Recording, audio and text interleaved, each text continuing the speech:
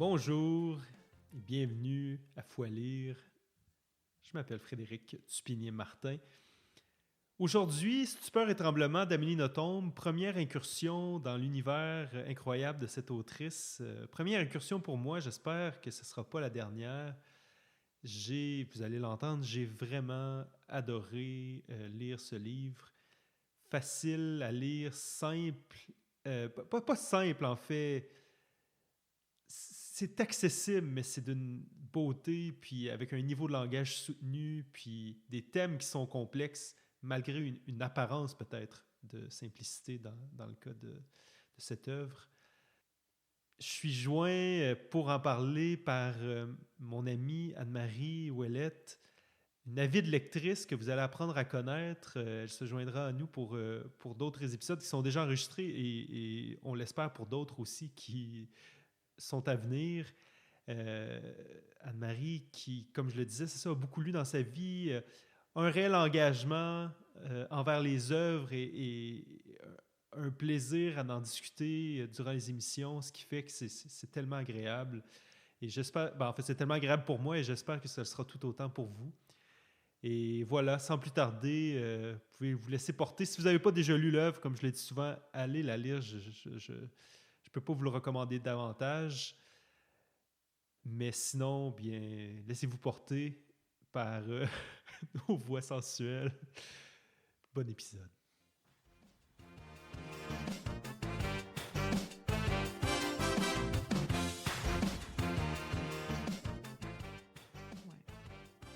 Anne-Marie, oui. Première fois qu'on t'entend au podcast. Oui. Qui es-tu? Et qui suis-je? Docteur Ouellette. Ben là. C'est toujours drôle quand je reçois des amis médecins, mais c'est comme si... Je suis contente au moins que tu sois mis dans la catégorie d'amitié. Ah en fait, avant que tu sois médecin, on était amis. C'est ça. Fait que, avant qu'on soit médecin, en fait. C'est vrai. On a fait plein de projets ensemble quand on était jeunes. La soirée de formation en pratique communautaire, quand même. Mon Dieu, le nom était... On aurait pu raccourcir. J'aurais pu travailler là-dessus. Parce qu'après ça, c'est devenu la soirée communautaire. Mais je trouvais que ça... Bon, les gens ne comprennent pas du tout c'est quoi. On invitait les organismes communautaires à l'Université Laval. C'était pour faire la promotion des organismes communautaires, leur pratique qui est parfois marginale, qui est méconnue, en fait, plus que marginale. Qu'est-ce qui était offert? Qu'est-ce qui était disponible? Oui, puis faire connaître leur approche aux étudiants en santé qui, souvent, étudiants et étudiantes, qui n'ont pas l'exposition à cette façon de penser-là. Puis... Tu avais été mon bras droit. J'avais participé. Et gauche. Donc, dans l'histoire, j'étais un homme tronc. C'est qu'on conclut. C'était une belle... Mais on avait bien collaboré. Hey, mon Dieu, c'était efficace. On était des machines. On était des machines. Sérieux, mais c'est parce... Mon Dieu qu'on n'avait pas de vie. Hein. On étudiait comme des fous. On sortait de l'examen. Il était genre... On était les deux complètement clenchés, mais fallait. On se l'imposait. Là. Mais on avait... En tout cas, j'ai peut-être été dur, je m'excuse. T'es pas dur avec moi. Bon, on était dur avec les autres. Oui. Mais ils travaillaient pas bien. Ils étaient pas aussi efficaces que nous. Il y avait... En fait, mais c'est plus aussi que... Des fois, je pense qu'ils ne savaient pas les étapes suivantes. Ouais. Alors que j'avais l'impression que toi, on avait une vision. On avait la même méthode de travail aussi. De comme, on se fait un échéancier, on regarde, on est rigoureux là-dedans pour pouvoir, ensuite de ça, voir des effets concrets. Puis, à un moment donné... un peu rigide des fois. Mais ça avait marché, là. Parce que les autres années, on a eu 200 personnes, à peu près. Oui. Puis les années suivantes, mon Dieu, si on a eu 30, 40 personnes. Comme participation. Ouais. Nous, on a chargé de l'argent pour que les gens viennent. Ouais. Puis tu vois, les années suivantes, c'était gratuit. Puis il y a eu moins de monde. Mais bon, on était à la première année. Là. On était à la première année. Il y avait l'effet de nouveauté. Mais on avait aussi recruté puis été chercher plusieurs organismes qui étaient très, très, très intéressants. Vraiment. Puis je ne sais pas si les années d'après, il n'y avait pas tous ces organismes-là. Puis il y avait eu beaucoup d'intérêt par rapport à plusieurs... Tu te rappelles quand on faisait l'horaire, puis il fallait comme que les gens ils choisissent deux des formations, des ateliers, puis c'était difficile de choisir parce qu'il y avait vraiment tous faire bien. Porte-Richesse. C'est ça. Oui, fait qu'on a fait des beaux projets comme ça. Mais bref, à part d'avoir été collègue médecin, c'est ça? Oui. On s'est plus côtoyés parce qu'après ça, bon, toi, tu as fait ta résidence à Montréal. Oui, donc, on s'est plus connus pendant nos 5 premières années de médecine. Mais c'est voilà, tu as quand même fait du théâtre, tu as fait sciences lettres et arts au cégep, Oui. tu as fait tes cours de grandes œuvres, je ne sais plus comment il s'appelle. Oui, j'ai participé, mais j'ai fait certificat quelques sur les cours grandes œuvres littéraires. sur les œuvres marquantes de la littérature. À l'Université Laval. Oui. Avec ta mère. Avec ma mère. Joanne, qu'on salue. Bonjour, maman. Mais j'ai fait quelques cours là-dedans, dont un seul avec ma mère en même temps. Elle a terminé le certificat. Parce qu'elle en parlait comme si vous l'aviez fait. C'est ça, OK. Elle a terminé le certificat. Bon. Moi, j'ai fait quelques cours à option parce que dans notre horaire je n'avais pas l'opportunité de rajouter un certificat complet. T'es bonne d'avoir fait ça. Mais ouais. C'était tes cours à option. C'était mes cours à option. Au lieu de genre faire espagnol ou machin. Oui, mais j'avais rajouté quelques cours, je pense 2 cours de plus que ce qui était nécessaire. Nécessaire parce que ça m'intéressait, oui. dont un de ceux qui était avec ma mère parce qu'il y avait un trou dans mon horaire à ce moment-là. Mais je vous recommande l'expérience. Oui, faire j'aimerais un cours ça. universitaire avec un membre de la famille. Là, ouais. Aussi le certificat. C'est parce que j'essaie de penser à qui dans ma famille. Parce que le certificat, définitivement, mais après ça, qui dans ma famille. Ça fait des discussions intéressantes. Mais en tout cas, ça pourrait être possible. Mais oui, puis c'est parce que il y a une autre résidente en santé publique qui m'avait qui a fait le certificat, en fait, qui a pris une année sabbatique entre la fin de son tronc commun de médecine. Là, j'essaie de parler pour que ça soit clair, parce que bon, la médecine, c'est compliqué un peu le parcours. Très compliqué. Mais c'est 5 ans de tronc commun, puis ensuite, ensuite des années de résidence qui peuvent varier en temps. Là. Mais donc, une personne, collègue en santé publique qui avait pris une année sabbatique après son tronc commun pour faire ce certificat-là. Puis avait vraiment aimé ça. Ouais. Les professeurs sont des excellents enseignants. Là. Il y en a beaucoup qui enseignent la philosophie, c'est leur formation de base. Puis les discussions... Parce que ça se fait vraiment sous... on fait la promotion du certificat. Là. Mon Dieu, j'encourage les gens, garochez-vous, allez-y, cultivez-vous, Seigneur Jésus. C'est vraiment... La majorité des cours sont sous forme de groupes de discussion. Fait qu'en fait, c'est très, très comme dirigé, des clubs de lecture. Là, exact. Ouais. Puis c'est souvent des petits comme le podcast. Mais plusieurs. Oui, avec une vingtaine de personnes en général. Ouais. Puis c'est ça, les gens parlent ensemble, puis vont discuter. Puis mais tu vois, j'ai eu l'idée... On verra si je le fais. Parce que des fois j'ai beaucoup d'idées. Non, ça oui, mais plus j'ai eu l'idée de faire le podcast devant le public. Je me suis demandé si ça pourrait être intéressant. Mais ça demeure vraiment une idée. Mais ce serait plus gênant pour tes invités. C'est sûr que ça va prendre des invités qui ont envie. Puis ça serait vraiment selon le confort de chacune. Mais tu sais, pas un gros public. Là, je me disais genre une petite librairie, mettons. Parce que je pense, par exemple, Librairie Saint-Jean-Baptiste qui font des fois des événements.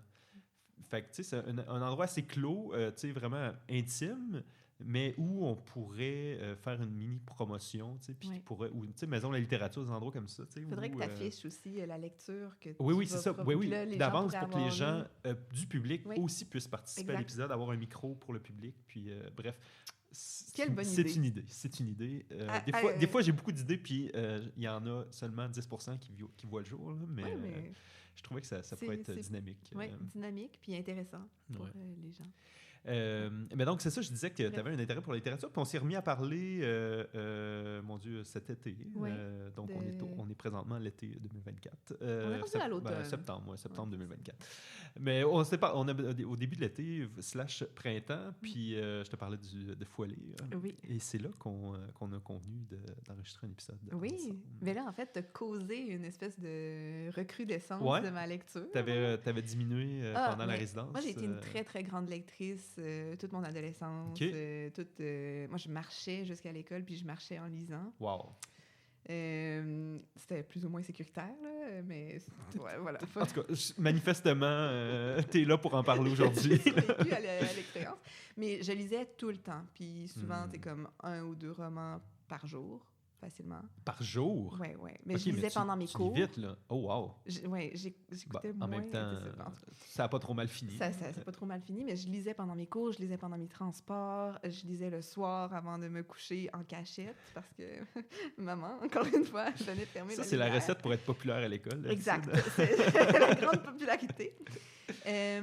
Puis ça a continué, même au cégep, je lisais beaucoup, beaucoup, beaucoup. Puis après ça, ben là, il est arrivé le moment charnière où est-ce que les gens arrêtent de lire pour le plaisir, c'est-à-dire quand ils lisent trop pour leur bien-être. C'est ça que je me demande, moi.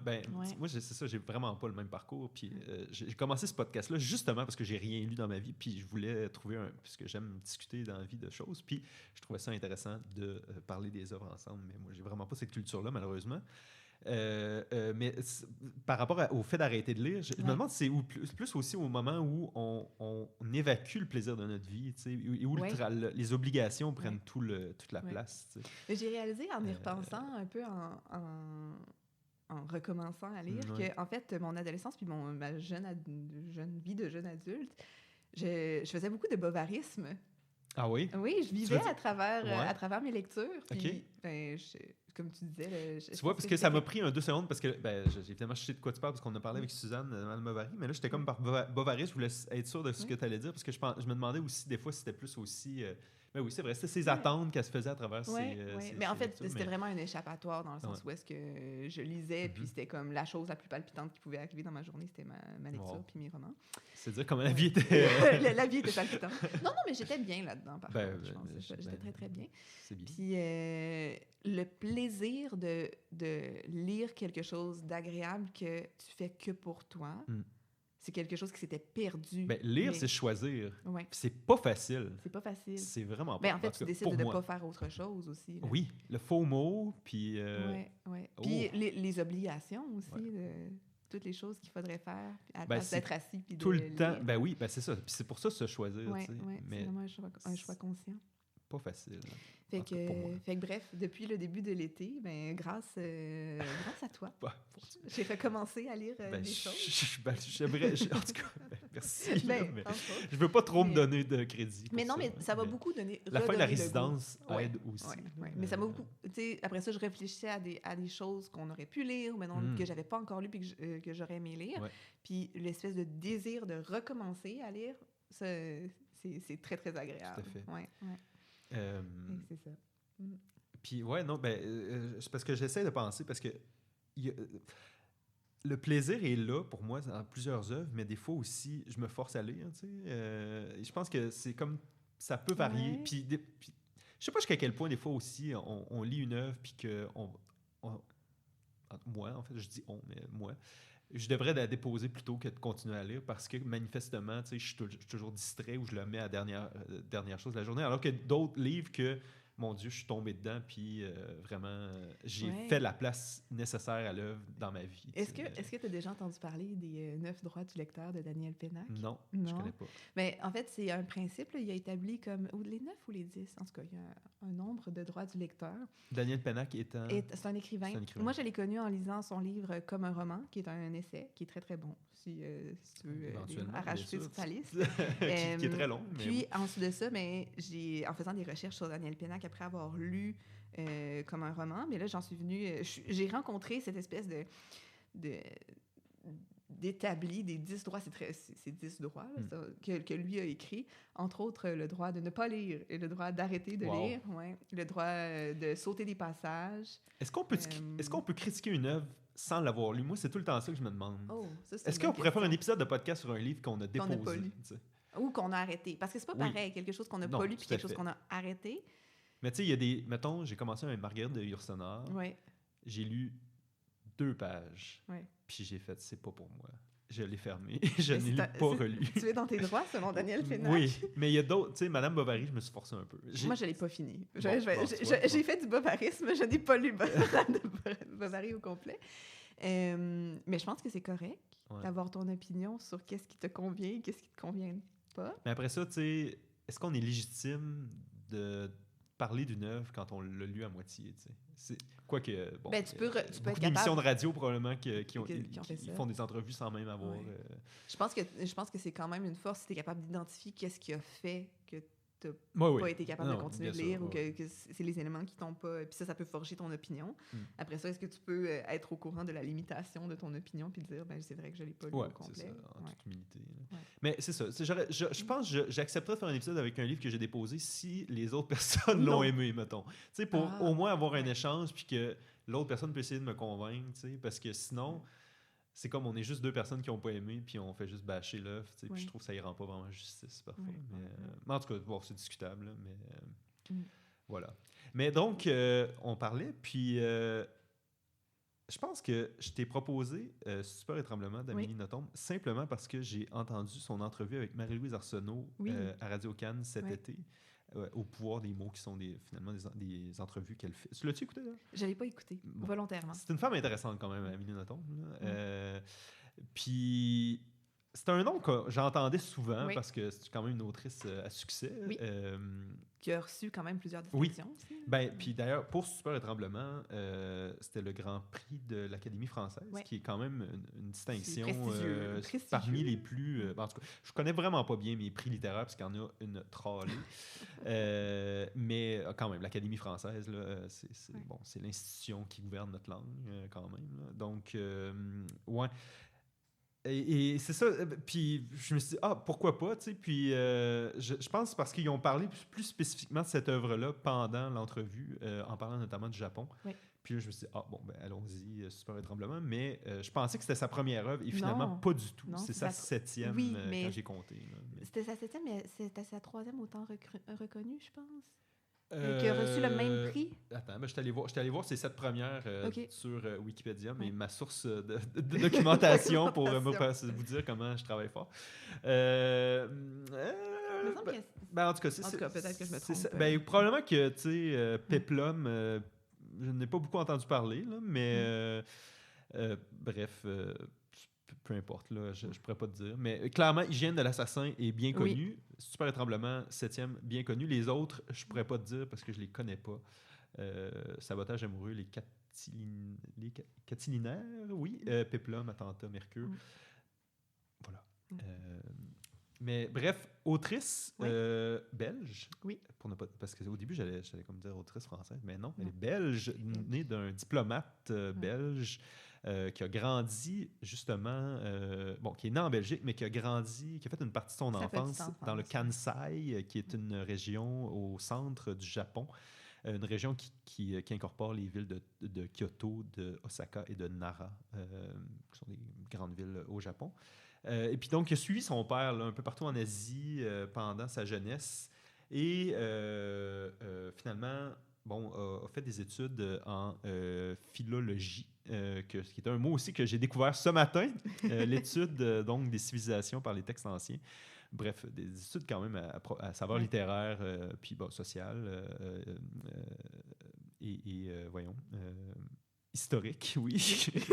J'étais comme historiographie, là, les mots ne marchaient pas dans ma tête. Et retourné au Japon à l'aube de ses 20 ans, un peu de manière nostalgique. Puis je pense donc qu'elle avait quand même étudié, ou je sais pas si elle avait... Je sais pas comment elle a acquis son japonais, je sais pas si elle l'a étudié à l'école ou si elle l'a vraiment gardé. Peut-être que c'était une partie aussi de quand elle était jeune, là, puis après ça qu'elle aurait travaillé. C'est ça, je sais pas si c'est un héritage de sa jeunesse ou c'est plutôt qu'elle a continué, probablement qu'elle a continué à le parfaire pendant sa jeunesse puis ses études. Donc, Stupeur et tremblement raconte un stage d'1 an ou un contrat d'1 an qu'elle a pris dans une entreprise, dans une grande multinationale je pense que c'est Tokyo, mais c'est à Tokyo. Oui, Tokyo 8, parce qu'elle étudiait, c'est ça, elle étudiait les grandes affaires Tokyo 8. Puis, donc, un stage d'1 an dans une entreprise, Yumimoto. Et c'est ce qu'elle raconte dans le livre Stupeur et tremblement. Il y a plusieurs choses qui sont intéressantes, là, parce que là, tu viens de dire Yumimoto. Oui. Savais-tu, premièrement, que Amélie Nothomb, quand j'ai lu sur ce n'est pas son vrai nom. C'est un nom de plume. Fabienne Claire. Fabienne Claire Nothomb, son vrai nom. Ce que j'ai trouvé particulier, c'est que dans son œuvre, qui est censée être dans son livre autobiographique, elle se décrit comme étant Amélie. Oui, Amélie San. Amélie San, mais son nom de plume... C'est quand même particulier, les noms de plumes. Hein? En tout cas, c'est sûr, c'est ça, on y viendra en court résumé de cours. résumé de l'histoire. Oui, puis c'est ça, c'est comme un... En fait, je préparais l'épisode ce matin, puis j'étais comme, comment je nomme cette œuvre-là? Est-ce que oui, c'est un roman, mais c'est un récit autobiographique, une autofiction? Je pense qu'on est plus dans l'autofiction que dans le récit autobiographique. J'aimerais penser, mais je dis ça, puis en fait, c'est parce que Yumimoto est aussi le nom qu'elle a donné à l'entreprise. Puis elle l'a dit à un moment donné. Mais c'est pas une vraie entreprise. Mais en fait, je pense que j'ai même pas cherché. De ce que j'ai compris dans son explication dans le livre, c'est le nom qu'elle a donné à l'entreprise dans laquelle elle travaillait. Puis c'est ça qui veut dire tout ce qui vient de l'arc. Comme l'arc à flèche. Ah, OK. Ouais. Comme, puis c'est drôle parce qu'elle décrit Fubuki comme une grande arc aussi. Exactement. Ouais. C'est tout ce qui découle de l'arc. OK. Yumimoto. On n'a pas la même édition, hein, faut dire. Moi, toi, t'as l'édition... c'est Albin Michel? Oui, mais c'est l'édition originelle. Émilie Nothomb publie toutes ses œuvres avec Albin Michel. Oui.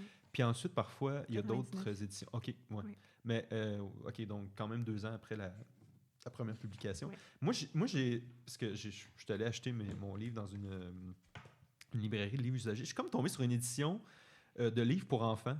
Comme lycéen, genre français. C'est Magnard, collège, LP, j'imagine, c'est pour lycée quelque chose, je sais pas. J'ai déjà eu des livres de cette collection-là, c'est qu'ils te donnent des petits cues sur certains éléments. Oui, genre, as-tu remarqué la figure de style? Oui, exact. Puis aussi, il y a des définitions de certains mots, parce qu'il faut quand même dire, elle a un niveau de langage parfois, en fait, accessible, mais à la fois, parfois, j'ai trouvé difficile. En fait, non.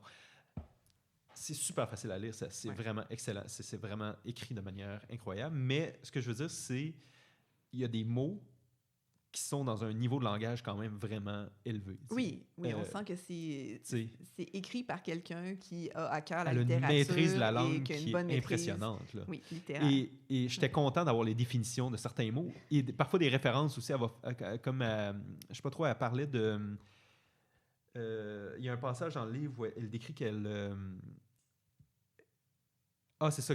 Pendant qu'elle est en train de faire de la comptabilité, que les chiffres lui rentrent dans la tête puis que ça lui coule comme le baril troué que des esclaves grecs. Puis là, c'est une référence à quelque chose une légende grecque, puis elle nomme l'auteur, tu sais, puis j'aurais jamais pu comprendre cette référence-là s'il n'y avait pas eu comme Mais tu avais la définition dans celle-là. Exactement. Ouais. Puis là, elle parlait de Sisyphe ensuite. Sisyphe, ça va, je savais c'était quoi, mais l'autre, j'avais aucune idée, puis j'étais bien heureux, tu sais, que j'avais pogné une édition pour enfants. Je dirais pas enfants. En tout cas, lycéens, ados. Pour les collégiens.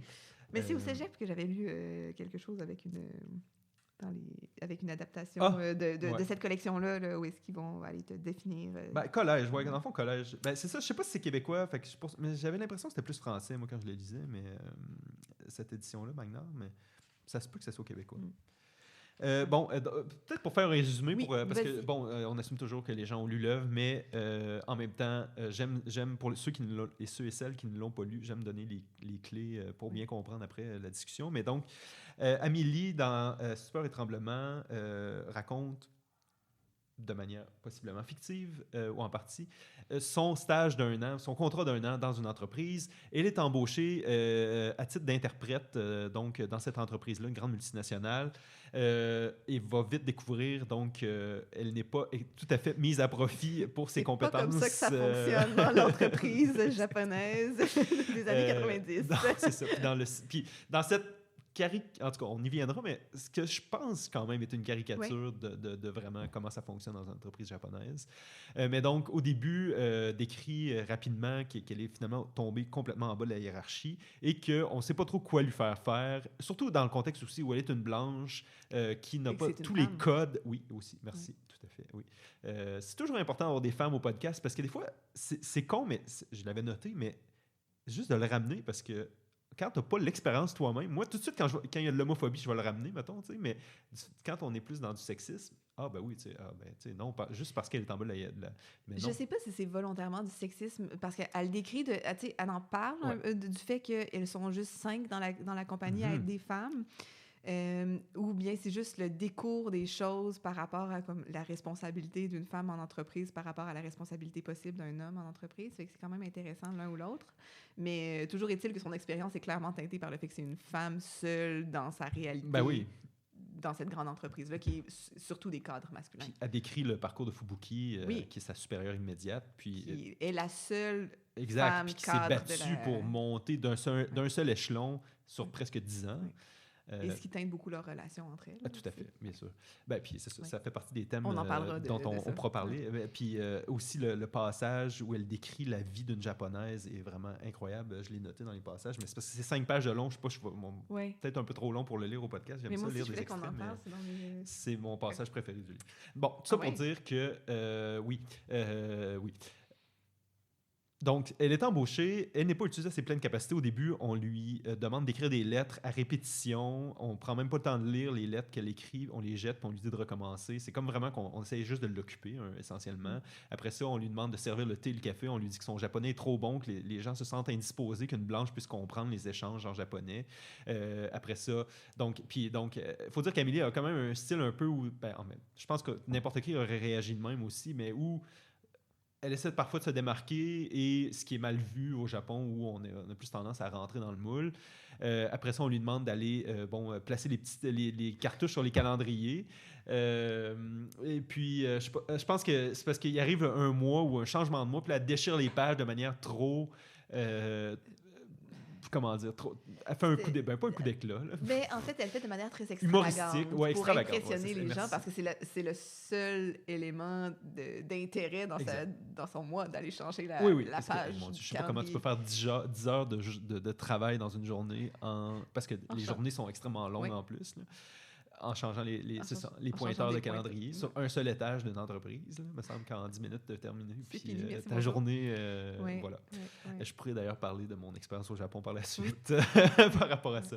Elle avait aussi comme autre tâche de distribuer, mais à ce tour, oui, c'est ça. Proclame, voilà. Distributrice de courrier. Exact. Puis là, c'est ça, on dit que le facteur est en furie contre elle parce qu'il pourrait, je sais pas trop là... Perdre son emploi. Exact. Qui perdrait sa valeur dans l'entreprise. Et là, finalement, vient un moment où un cadre niveau égal, pas à madame... Mais dans un autre département. C'est ça, dans un autre département. Un cadre qui est 2 échelons au-dessus d'elle vient la voir pour lui confier un mandat qu'elle trouve vraiment stimulant sur, une étude de marché sur le beurre allégé au Japon. Ça n'a pas trop rapport. Puis on lui demande d'utiliser sa connaissance de la Belgique pour... faire une étude.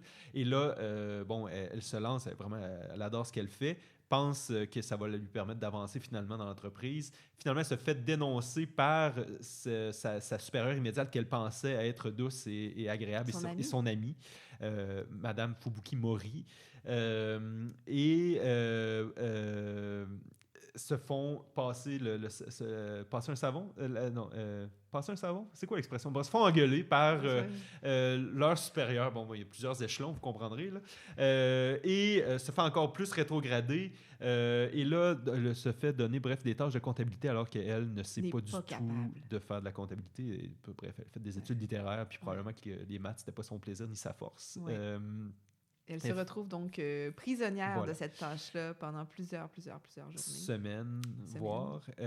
Et finalement, n'y arrive pas. Il vient finalement un moment où, un peu hors de nulle part, je pense que ça fait à peu près 4 ou 5-6 mois qu'elle est dans l'entreprise à ce moment-là, où sa supérieure se fait ramasser par un des autres cadres qui s'appelle Omoshi, qui est décrit de manière un peu grossophobe comme un gros dégueulasse avec qui sue de graisse puis qui mange toute la journée des bonbons puis des chocolats. C'est ça, entre autres. Oui, notamment à la fin. Au melon vert. Ouais, c'est ça. D'ailleurs, oui, j'en parlerai. Par rapport au Japon, je n'ai vu des vrais melons verts. Ça ressemble à des cantaloups, finalement. Et se fait vraiment engueuler devant toute le reste de l'étage d'employés, se fait en fait humilier par M. Omoshi.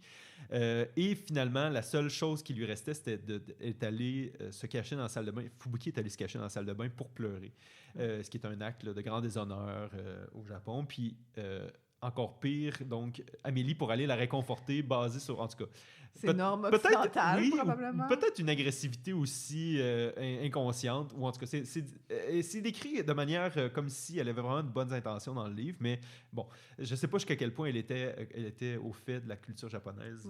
Parce que pour avoir ce niveau de japonais-là, puis de pas connaître les us et coutumes japonais, je trouve que c'est quand même un peu curieux. Mais ça vient un peu en disparité avec, tu présumes que c'est la vraie Amélie Nothomb qui n'a grandi dans une famille belge au Japon. Donc, ses mœurs culturelles à domicile étaient probablement plus belges que japonaises, mais qui lui permet d'atteindre le niveau de langage. Puis c'est drôle parce que dans l'entrevue avec Marie-Louise Arsenault, elle se décrivait comme une japonaise ratée. Parce que finalement... Puis c'est drôle, mais elle racontait aussi qu'elle a eu un choc culturel lorsqu'elle est revenue en Occident. Donc, parce que cette... peut-être affirmation-là qu'on a, en fait, ça dépend des endroits. Là. Peut-être en Europe, c'est parce que je pense qu'au Québec, on est quand même assez mouton généralement, mais je pense qu'en Europe, c'est peut-être un peu plus l'art rhétorique, puis de s'ostiner, puis de se débattre et plus valorisé. Je sais pas en Belgique, en tout cas, je parle plus pour la France peut-être dans ce cas-ci, mais je pense qu'elle, ça s'identifiait pas du tout à ça. Mais en même temps, au Japon, non plus, ça fonctionnait pas. Donc, c'est comme si elle était un peu apatride, je pense, dans sa description. Ni acceptée culturellement. Exact. Complètement, en tout cas, en Europe, ni au Japon. Toujours est-il qu'elle rencontre, elle suit Fubuki jusqu'aux toilettes pour constater qu'elle pleure. Voilà, et ça, c'est donc une humiliation totale. Ce qui déclenche la furie de Fubuki. Voilà. Et qui l'assigne aux toilettes. Voilà. Par la suite. Et donc, elle devient la responsable du nettoyage des toilettes masculines et féminines de la grande entreprise. Seulement à son étage. Oui, de seulement parce qu'elle avait, justement, elle disait que, c'est ça, son ton très ironique dans le livre, c'est qu'elle disait, mais je trouvais ça curieux qu'il m'assigne seulement pour notre étage alors qu'il pourrait avoir des toilettes sales dans le reste de l'immeuble, mais j'aurais peur qu'il me demande de faire tout l'immeuble si j'évoquais cette chose-là. Cette faille dans le raisonnement. Dans le raisonnement. Et donc, elle passe ces 6 derniers mois dans les toilettes. À brosser les chiottes. Voilà, nettoyeuse de chiottes. Il y a le passage vraiment de sa descente qui est excellent aussi, que j'avais listé dans les passages qui serait bon à relire. Et voilà, essentiellement. Voilà. Puis donc, elle termine son contrat, puis quitte l'entreprise. Mais c'était un peu aussi bref, ce passage-là, c'est peut-être les 30 dernières pages à peu près. Là, où elle finalement elle décrit qu'elle y va quand même avec un certain plaisir parce qu'elle arrive à se projeter dans ce qu'elle appelle se défenestrer. Elle arrive à avoir une certaine... Il y a une sérénité. À rêver, finalement. Elle est prisonnière dans le bâtiment, mais ultimement, son esprit est libéré, un peu à l'inverse des Japonais. Où ils sont relativement libres dans l'entreprise. Bon, en tout cas, c'est vite dit, mais libres dans l'entreprise, mais prisonniers de leurs us et coutumes et mode de pensée. Puis qu'il y a une espèce de sérénité dans cette tâche ingrate. Où son cerveau est tout à fait pas utilisé. Exactement. Raison pour laquelle elle pense qu'elle a été engagée initialement dans l'entreprise. Et qu'elle finit par quitter. À la fin de son contrat. À la fin de son contrat. Et il doit démissionner. En fait, c'est ça. Elle annonce le non-renouvellement de son contrat. Et c'est drôle parce que ça laisse sous-entendre qu'elle aurait pu continuer. Oui. Mais en fait, comme elle explique, c'est que si tu es engagé dans une compagnie japonaise, c'est comme à vie, c'est un engagement. Même si c'est un contrat, le contrat ne se termine pas à moins que tu démissionnes. Puis le fait de démissionner est la plus grande des hontes qui pourraient être venues aux travailleurs. Et remonte finalement tous les échelons parce qu'elle doit présenter sa démission à tous les échelons. Tous les niveaux de cadre. C'est ça.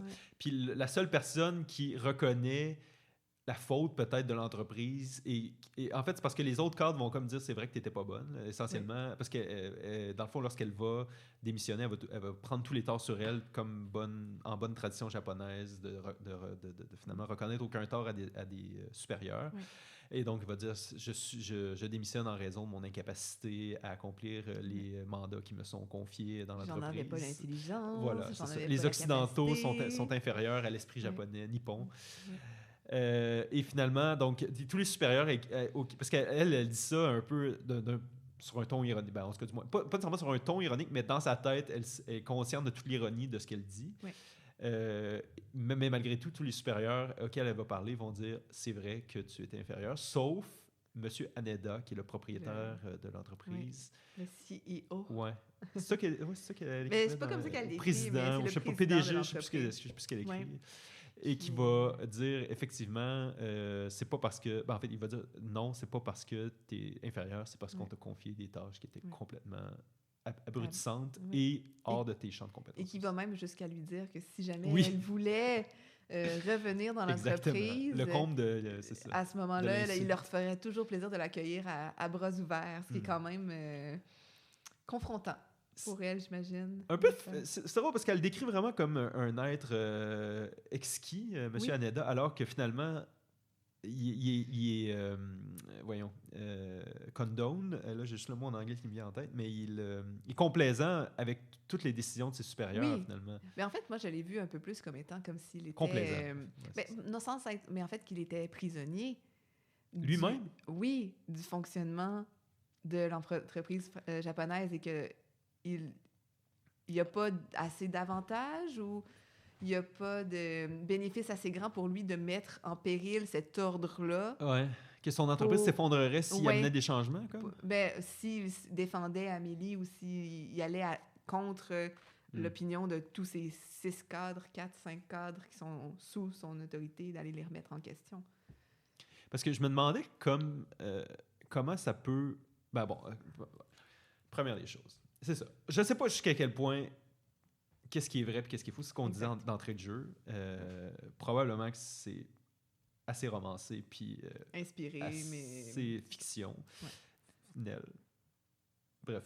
Fictionnel. C'est une fiction c'est un mot basée sur l'expérience probablement. Voilà, c'est ça. Mais je suis comme, il n'y a aucune entreprise qui peut être profitable en fonctionnant comme ça. Genre, à part un gouvernement, mettons, qui est subventionné par nos impôts, ça fait vraiment fonctionnariat. Puis le pire, c'est que je dis ça, puis c'est comme quand même assez bien connu qu'au Japon, même moi, quand je suis allé, c'était des choses qui se disaient, le working man, qui fait rien de sa journée, ou qui, pas nécessairement qui fait rien, mais qui travaille très lentement. Le niveau de productivité au Japon est très bas parce que les gens sont complètement épuisés. Puis, qui va étirer ses journées à rien faire, finalement. Mais qui agit aussi dans un cadre très, très, très, très restreint. Je veux dire, moi, je fais que aucune cette innovation, tâche. Pas d'innovation. Je ne sors pas du cadre dans lequel j'ai été mis qu'on m'a délégué comme travail. Puis si ça s'en sort, c'est pas mon problème si ça marche pas ou si je suis en vacances ou si l'autre, ça prend plus de temps. Oui, comme son contrat de beurre, finalement. Oui, c'était parce qu'un autre employé était parti en voyage d'affaires et il lui avait dit, pendant ce temps-là, tu pourrais accomplir cette tâche-là. Puis en plus, tu es occidental, donc ça va être beaucoup plus facile de contacter la Belgique qu'un Japonais qui parle ni anglais, ni français, ni flamand. Oui. Mais au final, on voit que l'entreprise qui est dépeinte dans l'œuvre, c'est une entreprise qui a un peu un dégoût de la productivité. Mais comment c'est ça, c'est là où je me dis comment une entreprise peut fonctionner. Mais il semblerait, de la manière que c'est décrit, que c'est comme si c'était une caractéristique très occidentale. Tu veux dire que de vouloir la productivité? Oui. Mais en même temps, les profits, tu sais, je veux dire, c'est des chiffres, je suis d'accord. Je suis d'accord avec toi, mais c'est comme ça qu'elle le décrit. Elle décrit, vous, les Occidentaux, vous êtes juste tournés vers la productivité. Oui, c'est vrai. C'est Fubuki qui lui dit ça. Oui, qui lui dit ça. Ou Saito, je ne sais plus. Oui, mais elle se le fait dire à quelques reprises, d'ailleurs, qu'elle est dans cette catégorie d'Occidentaux, puis que c'est beaucoup axé sur la productivité, sur l'optimisation. Ouais. Puis que ça manque d'honneur. Puis c'est un peu le sous-entendu que comme si c'était dégoûtant. Mais c'est drôle parce qu'à l'inverse, il y a beaucoup de théories de gestion. En fait, on reprend. Il y a une théorie de gestion qui est la méthode Lean, qu'on appelle la méthode Toyota, qui vient du Japon, qui est comme justement de parcourir une chaîne de production puis de trouver tous les... Puis c'est pas seulement une chaîne de montage. Là. Oui. Ça a été conçu pour une chaîne de montage, mais ça peut être reproduit même... en tout cas, il y a des débats parce qu'on essaie de l'appliquer dans le système de santé, puis c'est très débattable si c'est vraiment... si on peut gérer des êtres humains comme des pièces, comme un bearing de char. Moi qui connais rien aux voitures. Mais tout ça pour dire que c'est de trouver tous les goulots d'étranglement, dans le fond, sur une chaîne de montage, puis de les corriger, puis on gagne pour avoir un flux continu. C'est ça. Fait que c'est très, finalement... On est très dans la productivité, mais où finalement une erreur est tout le temps vue comme une erreur de la collectivité et non une erreur individuelle, ce qui est intéressant. Il ne faut pas oublier non plus que c'est quand même l'interprétation de Amélie Nothomb, ethnocentrique. Ethnocentrique. C'est ça, elle parle des Japonais comme si elle connaissait leur culture à 100%, puis comme si elle interprétait à 100%, mais la manière dont on en parle, on voit quand même que il y a une différence, il y a une disparité entre les employés de Yumimoto, puis elle, Amélie, qui est là, même si elle se dit connaissante de la culture japonaise, il y a quand même un fossé là, entre les deux. Puis ça me rappelait vraiment, moi, tu sais, mon expérience en laboratoire. C'est ça, j'étais parti il y a 20 ans. J'avais 20 ans, il y a 10 ans. Il y a 9 ans. Il y a 9 ans. Presque. De moins en moins. Il y a 9 ans. Bientôt 10. Ça fait longtemps. Oui. Oui. Voilà, j'étais parti 2 mois et demi quand même, là, tout l'été. Et j'avais un stage dans un laboratoire à Hokkaido. Oui, qui, au final, t'étais parti avec l'université mais au final, tu sais, comme... on s'entend, là, c'était pas... L'apprentissage dans le parcours médical était plus... C'était plus un voyage. Mais j'ai quand même fait 1 mois là-bas, 5 jours semaine, 4 semaines, réellement. Fait que pas tant que ça. Puis je suis parti 2 mois et demi. Fait quand même, j'ai eu 1 mois et demi plus d'exploration, mais même mon mois là-bas, bref. Mais cette culture-là du travail, néanmoins, tu sais, moi, je suis sûr que mes collègues... Tu sais, finalement, j'étais dans un laboratoire, puis chaque jour, il y avait plusieurs choses, là. Je faisais des petites expériences. On faisait des expériences de laboratoire avec faire des copies d'ADN, ce qu'on appelle du PCR, là, du Polymerase Chain Reaction. Puis on faisait des analyses génomiques, tout ça. Puis, pas génomiques, mais de protéines.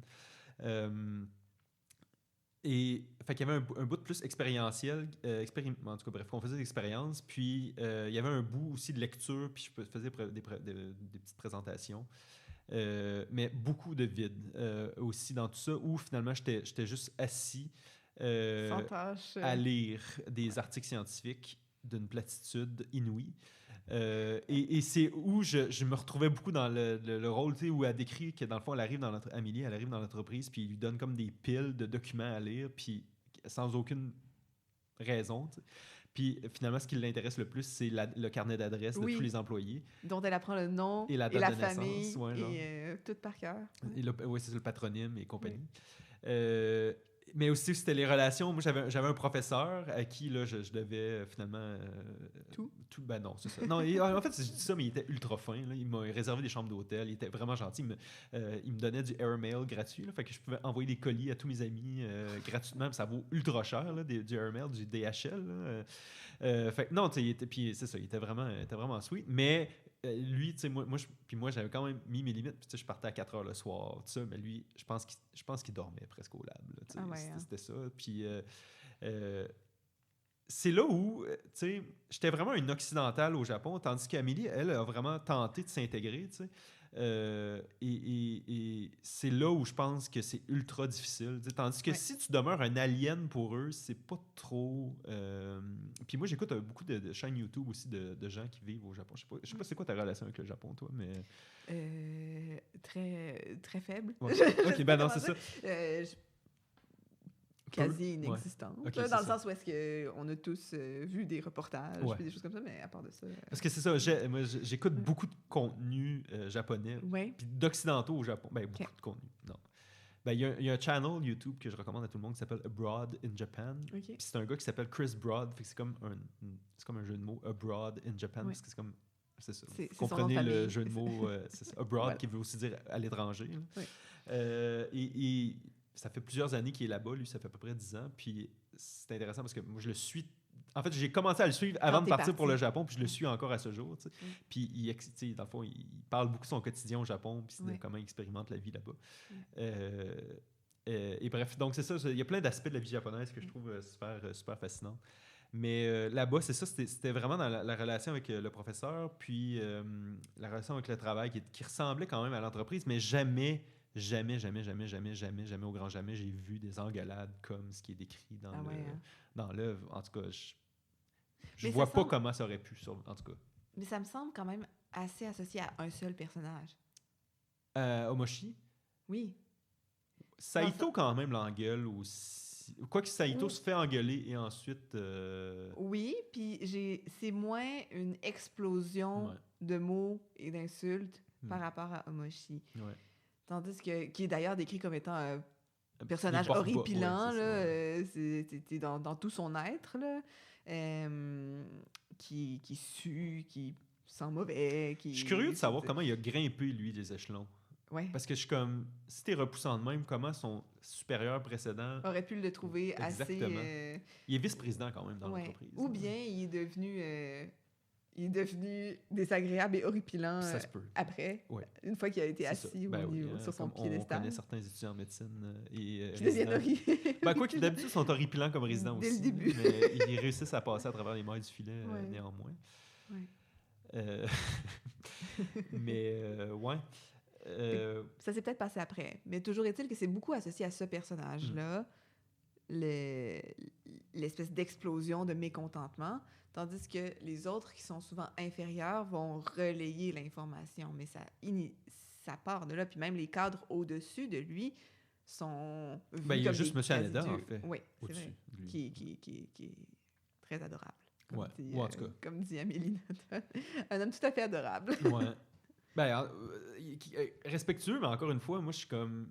Si t'as le pouvoir d'agir et que tu le prends pas, jusqu'à quel point on peut ne pas lui faire porter une partie de la responsabilité de ce qui lui est arrivé. Oui, tout à fait. Mais... Puis je trouve que des fois... puis c'est pas un reproche, parce que ça demeure une œuvre de fiction, là, mais parce que probablement que la vraie Amélie est plus nuancée que ce qui est dans le livre. Là, mais jusqu'à quel point, c'est ça, il n'aurait pas pu être dépeint de manière un peu plus... douce? Non. Non. C'est ça. Qu'on aurait pu lui faire porter cette responsabilité-là qu'il n'a pas prise, finalement. Oui. Mais on est autant responsable de notre inaction que de notre action là, dans la vie. Ne rien faire, c'est un choix. Là. Voilà. Ben oui, on en parlait. Ça fermait. Ça fermait. Sinon, féminisme, quand même, aussi, qui est très présent dans l'œuvre. Très? Qui est présent. J'ai pas senti que c'était très présent. Okay. J'ai senti qu'on... qui était un thème quand même important. Qui était un thème présent. J'ai senti que c'était plus de l'observation que de la critique. Ah ouais? T'aurais dit ça, toi? Oui. J'aurais dit que c'était de la critique, moi. OK. En tout cas, tu sais, c'est ça, il y a ce passage-là sur la vie d'une fille japonaise où on explique finalement que toute sa vie, elle se fait dire qu'elle vaut rien, puis que tout ce qu'elle peut faire, c'est... en fait, qu'elle vaut rien, qu'elle est dégueulasse, finalement, que ses odeurs, ses poils, tous ses comportements, toute l'expression de sa personne est repoussant et ne vaut pas la peine. Et qu'on la met dans un carcan extrêmement serré, puis après ça, on lui dit... c'est ça. Puis en fait, qu'elle constate finalement que Fubuki est un peu la reproduction de... pas la reproduction, mais la manifestation, en fait, de ce phénomène-là qu'elle observe dans de multiples pages que je trouve vraiment intéressantes. Oui, mais en fait, tout ce passage sur la femme japonaise, c'est... j'ai ressenti un certain malaise en le lisant, ouais. Mais en fait, c'est difficile à exprimer, mais dans le sens où est-ce que... Parce qu'elle n'est pas japonaise elle-même? Elle n'est pas japonaise elle-même. Puis, je ne l'ai pas senti autant dans le dégoût, comme toi, tu viens de le décrire, mais plus dans le reflet de... Mais je ne dis pas qu'Amélie est dégoûtée. Non, okay. que la société souligne les éléments non resplendissants de la femme, puis il n'y a pas de place pour ça. Mais j'ai beaucoup...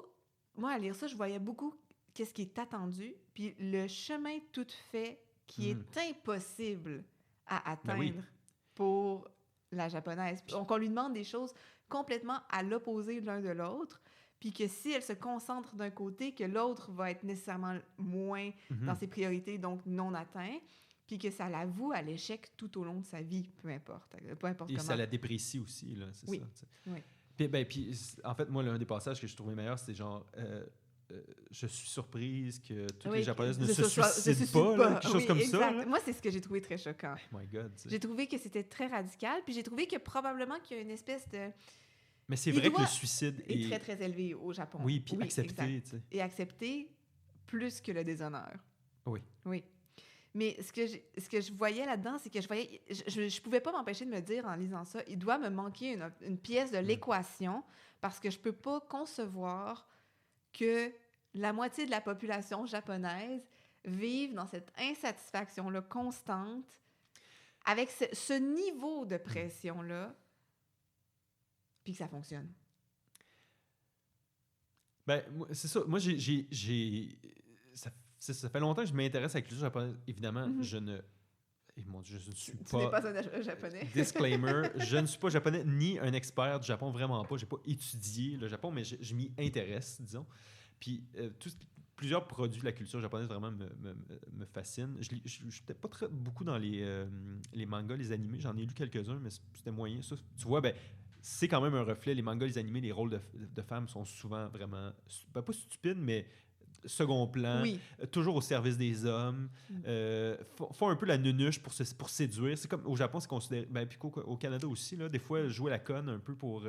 comme pour se mettre en position inférieure à l'homme, pour lui permettre de se sentir... moi, tu sais, je trouve ça malheureux, là, mais bref. Où je m'en allais avec ça? La femme... Oui, c'est ça. Puis quand même, au Japon, par exemple, il y a des phénomènes qui sont réels de... Il y a des trains qui sont réservés pour les femmes dans les métros, même les trains de passagers, je veux dire comme plus longue distance, là. Des wagons qui sont spécifiquement pour les femmes parce qu'il y avait du groping, il y avait des attouchements. Des attouchements, dans les wagons. Dans les wagons, par des hommes, puis les femmes disaient rien, tu sais. Puis, mais il faut dire, tu sais, le livre se déroule dans les années 90. Je pense qu'il y a une certaine progression. Puis, je sais pas à quel point c'est toujours aussi représentatif d'il y a... Parce que années 90, on revient à il y a 30 ans, là, quand même. Là. Voilà. notre naissance. Notre naissance, il y a 30 ans. Oui. Mais je serais curieuse, je me rappelle plus c'était quoi la page. Je l'ai dans mon téléphone, mais je voudrais le revoir, le passage.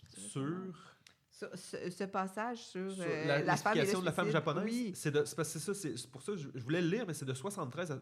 On n'a pas la même édition, fait que ça t'aidera pas. Mais moi, j'ai 73 à 79 dans l'édition Magnar. Mais c'est quand même 6 pages de long, là, donc c'est quand même ça long, se lit pas trop bien dans un podcast. Non, tout à fait. Mais allez le lire.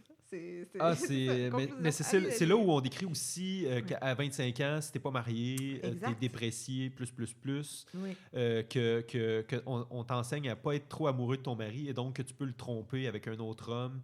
Mais aussi, tu sais, on dit que le mari, finalement, lui, va avoir souvent tendance en fait, puis c'est vraiment une obligation au Japon d'aller boire avec les collègues. Si moindrement que tu as un collègue supérieur à toi qui te le demande, tu n'as pas le choix de dire oui. Moi, le premier garçon que j'ai fréquenté était japonais.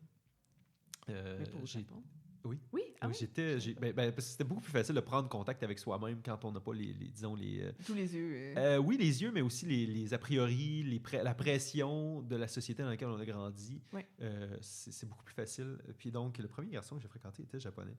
Et des fois, lui, je sais pas trop, il était dans un club de karaté. Il faisait du karaté beaucoup. Puis son maître de karaté, son sensei, l'obligeait à aller boire après les séances, lui puis son petit groupe, puis lui, il avait pas envie, puis là, mais il avait pas le choix de dire oui, puis moi, on s'en parlait, puis j'étais comme, là, voyons, fait juste pas y aller, tu sais, mais tu sais, non, c'est ça, puis moi, avec mon gros, tu sais, c'est ça, mon gros ethnocentrisme, je disais, voyons, Yuki de son prénom, qu'est-ce que tu fais là? Et qu'est-ce que je m'en allais dire avec ça? Oui, c'est ça, c'est que même, on se promenait dans la rue, et parfois, il fallait qu'il me parle à voix basse. Parce que, en fait, c'est qu'il y avait tellement peur qu'on entende. Puis on était dans une rue super passante, au milieu de nulle part. Il n'y aurait personne qui aurait pu entendre ce qu'on se disait. Mais il y avait tellement peur de parler contre l'autorité qui parlait à voix basse en plein milieu d'un boulevard, de peur de se faire entendre par les gens qui le dénonçaient, finalement, dans ses propos. Fait que, c'est dire l'oppression qu'il y a. Et puis c'est donc chez la femme japonaise aussi, c'est ça qu'on décrit. Puis ce qui est plus triste, c'est là où on décrit finalement la différence qu'Amélie décrit la plus triste, c'est vraiment son incapacité à rêver. On brise finalement sa capacité à imaginer autre chose que sa situation. Tu vois, il y a un peu de... C'est ça que je retrouvais, l'espèce de... Tu disais, les femmes japonaises doivent monter dans les échelons, devenir avec un bon travail, de vivre, puis qu'en fait, elles n'ont que cette espèce de laps entre 20 et 25 ans pour vivre. 18 et 25 ans. 18 et 25 ans. Lorsqu'elles atteignent l'âge adulte, où est-ce il faut qu'ils se trouvent un emploi qui se passe quelque chose, mais que c'est là où est-ce qu'elles n'ont pas de responsabilité. Puis après ça, à partir de 25 ans, il faut absolument être mariée pour pouvoir... Au service de son mari. Être au service du mari. Des enfants. Puis c'est un peu cette espèce d'extrait-là que je trouve des fois un peu contraignant, comme si le fait... Puis c'est peut-être mon ethnocentrisme aussi, là, mais du fait que c'est comme si automatiquement, toutes les femmes japonaises, dès qu'elles se mariaient, elles étaient nécessairement, puis c'est ça que je trouvais quand même intéressant de voir dans sa lecture, le japonais qu'il mariait était nécessairement un être désagréable. Tu comprends ce que je veux dire? Il disait que... Oui, qu'il l'aimera pas, puis que... Exactement. Puis que ressentir de l'amour aussi, c'était comme un peu... qu'est-ce qu'elle disait, Amélie? C'était que ressentir l'amour, c'était un peu... Pas stupide, mais humiliant. Et dégoûtant. T'as de l'air un peu nunuche. Là, oui, puis c'est décevant s'il t'aime, parce que puis là, tu veux pas être aimé de toute manière d'un être qui sera pas là de toute façon. Qui sera pas là. Puis ça, c'est le passage où est-ce que j'ai eu un gros malaise, parce que je me suis dit, je peux pas croire que toutes ces femmes-là marient des hommes qu'elles aiment des hommes qu'elles ont en horreur, qu'elles dégoûtent. Puis, à la limite, même si ce n'est pas un mariage d'amour pour débuter, puis que c'est juste la convention sociale, je peux pas croire qu'il n'y a pas une relation qui se développe entre ces deux êtres qui vont partager tout le reste de leur vie ensemble. Ouais. Ben, moi, j'ai pas les statistiques, mais ma compréhension lorsque j'étais au Japon, c'est que c'est le pays de l'adultère. Vraiment, vraiment. Ah ouais? Mais tu sais que tout le monde reste ensemble pour les apparences, mais que tout le monde se trompe. Puis c'est intéressant parce que moi aussi, j'ai vécu un épisode quand j'étais là-bas. Il faisait 28 degrés dans le bureau où j'étais. Ouais. Et il faisait 20 à l'extérieur. Et donc, soit il chauffait, ou soit il y avait tellement de chaleur accumulée dans ce bâtiment-là, pour une raison que j'ignore, qu'il faisait plus chaud à l'intérieur que dehors, alors que c'était en plein été. Et il venait un moment où je pense que j'ai mentionné à mon professeur que j'avais chaud, genre, ou quelque chose comme ça, parce qu'il faisait 28 degrés de manière compréhensible. Difficile de travailler à 28 degrés. Et là, tout le monde dans le bureau s'est mis à me parler, genre de... Ah, il doit faire froid dans ton pays. Puis là, je comprenais comme pas trop. Puis là, tu sais, c'est comme de tout ce qui se discute dans ton dos au Japon, puis les niveaux aussi de langage, il faut que tu comprennes, genre... Puis c'est vraiment une torture. Puis là, mon Dieu, j'ai comme perdu le fil de toi, ce que tu disais, mais je savais que c'était en lien. Je m'en allais dire qu'est-ce que tu avais dit juste avant. Qu'est-ce que j'avais dit juste avant? Dans ton extrait. Mais je disais que je trouvais ça difficile à comprendre puis à concevoir que le fait de se marier à 25 ans entraînait que nécessairement la relation ne pouvait pas se développer pour... Quitte à ce que ce soit un mariage de convenance, peu importe, mais qu'il n'y ait pas une relation au moins d'amitié et non de dégoût comme qu'est-ce qui était reflété. Oui, mais c'est ça. J'ai de la difficulté à comprendre. Mais c'est que tout le monde fait semblant. C'est ça l'affaire au Japon. C'est que moi, tout le monde était comme puis là, c'est ça, les gens m'avaient montré comment utiliser la clim dans le bureau. Fait que moi, je mettais la clim à 24, ce qui est quand même raisonnable. Mais personne, en fait, dès que je quittais le bureau, la clim était remise à 28. Fait que il n'y a personne qui voulait. Est-ce que les gens avaient froid à 24? J'imagine. Okay. Puis moi, je m'endormais. Pas te le dire. J'étais incapable de travailler. Mais fait que tout le monde... En fait, les gens m'ont montré comment la clim fonctionnait, mais il fallait que je comprenne qu'il ne fallait pas que je la change. T'sais. Je pense que c'est ça, le Japon. C'est que les gens vont dire « Ah, ben oui, tu peux baisser la clim. » Mais dans le fond, non. Tu ne peux pas la baisser. C'est un gros statement de dire « Je pense que c'est ça le... » Non, mais je pense que c'est ça qui est décrit dans l'œuvre, en fait. Peut-être plus. Que on fait tout pour garder les apparences de « Ah, ben oui, on lui a montré comment la clim fonctionne, mais dans le fond, non, il n'y a personne qui veut que la clim baisse. » Ouais, c'est ça. Ouais. Et mon Dieu, c'est ça. J'ai un moment de distraction parfois dans les podcasts. Garder le fil de la pensée, c'est pas facile pour moi. Mais oui, mais c'est ça. Ouais. Fait que c'est ça. Fait que toi, tu disais que tu trouvais ça intéressant. Moi, c'est ça, c'est le malaise. C'est malheureux. C'est malheureux. Ben oui. Mais c'est malheureux, puis c'est de la difficulté à concevoir que tu peux... Puis aussi, il y a un passage dans l'œuvre, puis je l'avais noté, qui disait « Les systèmes autoritaires provoquent les plus grandes déviances. » Puis c'est vraiment ça, le Japon, tu sais. C'est le pays des trucs bizarres, là, tu sais. C'est vrai. Tu sais, que tu vois des gens qui s'habillent en animaux, genre pour venir travailler, que tu vas voir, tu sais, mon Dieu, qu'est-ce qu'on voit? Il y a plein de trucs un peu ridicules, mais ça, bon, c'est peut-être juste vraiment différent. Ça vient faire écho avec la situation où est-ce que quand elle n'est pas capable de faire aucun des calculs, puis qu'elle fait des nuits blanches à répétition, donc là, elle tombe dans une espèce de délirium total où est-ce qu'elle se réveille qu'elle se réveille. Mais en fait, qu'elle a comme un épisode psychotique, là, on va se le dire. Là, c'est un épisode psychotique. Mais je savais pas si c'était un rêve ou un épisode psychotique. Moi, j'avais l'impression que c'était comme un épisode psychotique, mais que là, elle se dénude dans le bureau, puis là, qu'elle a fait de la gymnastique sur les bureaux, sur les bureaux des gens, puis qu'elle finit par comme enlacer l'ordinateur de Fubuki nu. Oui. Puis après ça, elle tombe tellement de sommeil qu'elle s'endort, puis là, elle a froid, fait qu'elle se recouvre des poubelles de Yumimoto pour se donner de la chaleur. Ouais. Puis que le lendemain matin, presque normal. Ouais. Les gens arrivent, puis bon, ils constatent, puis ils trouvent que c'est honteux, puis ils regardent ça, mais personne ne lui fait vraiment de remarques, à part Fubuki, là, mais il n'y a pas question de renvoi, ou je sais pas, là, je veux dire...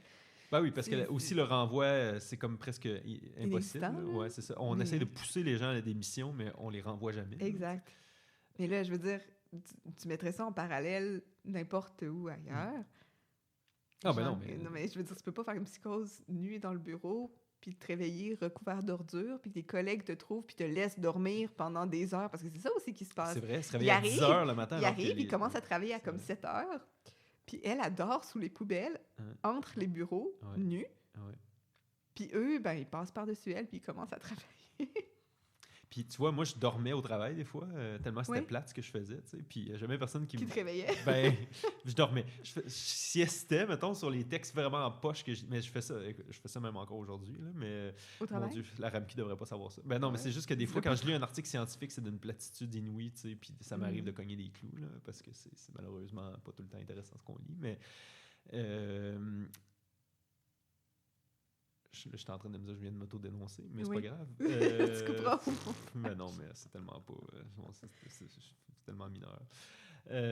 Mais oui, non, c'est ça. Puis j'imagine que tout le monde dort au travail là-bas. Là, c'est comme, je sais pas. Je sais pas, mais ça m'a un peu choqué de constater que... Mais aussi, une chose que je voulais dire par rapport aux féministes, c'est que je pense que ça change. J'ai vu des reportages, en tout cas, jusqu'à quel point c'est véridique, ça demeure à certifié, ouais, à valider, mais qu'il y avait comme des... C'était-tu au Japon? Peut-être que je me mêle le pays d'Asie, mais qu'il y a comme maintenant des clubs de femmes célibataires qui n'ont pas envie de rencontrer parce que c'est tellement... mon Dieu, peu glorieux, en fait, d'être une femme à la maison au Japon, qu'il y a comme des clubs de femmes carriéristes qui se forment, qui vont, mettons, faire des 5 à 7, tout ça, mais qui veulent pas avoir d'hommes dans leur vie pour échapper finalement à ce mode de vie-là cette espèce de mode de vie, qui est décrit dans l'œuvre. Mais qui sont soumises à l'espèce de fatalité qui est décrite dans ces passages-là, que se retrouvent à avoir des enfants qui vont aimer pendant 3 ans, puis ensuite ça, qui vont mettre dans un système scolaire, puis donc voir des enfants qu'elles aiment être remis dans une espèce d'engrenage. Sans le changer, sans jamais le remettre en question, c'est ça aussi. Même si tout le monde est conscient que ça ne fonctionne pas. Oui, ça cause beaucoup de détresse chez beaucoup de gens. Qu'est-ce que tu as pensé de Fubuki? Est-ce qu'on l'haït ou on l'aime ou les deux? Les deux. Ouais. Les deux. Mais ce que j'ai trouvé très, très intéressant, c'est le changement de la description de Fubuki à travers le roman. Quand tu commences, là, c'est une divinité, là, c'est Fubuki. Là, les mots utilisés pour la décrire, ça relève du divin, elle est donc bien extraordinaire, elle est belle, elle est bonne, elle est intelligente, elle est capable de tout faire, douce, compréhensive. Elle l'intègre dans le milieu, elle va s'assurer qu'elle est confortable. Puis, à mesure que l'histoire avance, à mesure qu'il y a un changement dans... c'est vraiment l'événement, c'est vraiment lorsqu'elle l'a trahi. Quand elle l'a trahi, mais ce qui est intéressant aussi, c'est de réaliser que malgré que Fubuki semble être autant admirable et que Amélie aime Fubuki. Il y a vraiment de l'amour là, dans cette...